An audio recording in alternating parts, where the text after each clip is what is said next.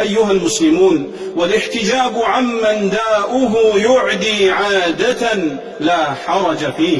عن أبي هريرة رضي الله عنه قال قال رسول الله صلى الله عليه وسلم: وفر من المجذوم كما تفر من الأسد، أخرجه البخاري.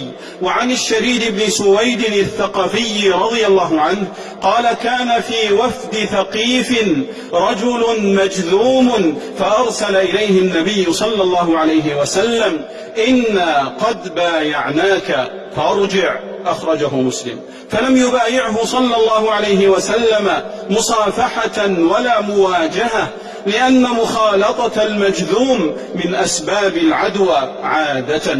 وذهب المحققون من أهل العلم أن الجذم إذا كثروا فإنهم يمنعون من المساجد والمجامع حتى لا تسري العدوى وتنتشر.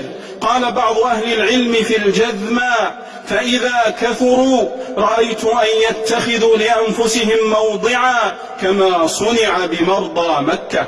عن أبي هريرة رضي الله عنه قال قال رسول الله صلى الله عليه وسلم: لا يوردن ممرض على مصح، متفق عليه. والممرض هو الذي له إبل مرضى، والمصح من له إبل صحاح.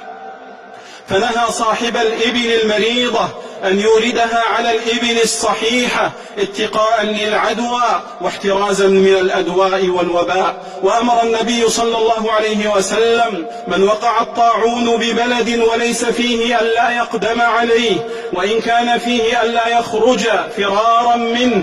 عن أسامة بن زيد رضي الله عنهما قال قال رسول الله صلى الله عليه وسلم: الطاعون رجز أو عذاب أرسل على بني إسرائيل أو على من كان قبلكم، فإذا سمعتم به بأرض فلا تقدموا عليه، وإذا وقع بأرض وأنتم بها فلا تخرجوا فرارا منه، متفق عليه.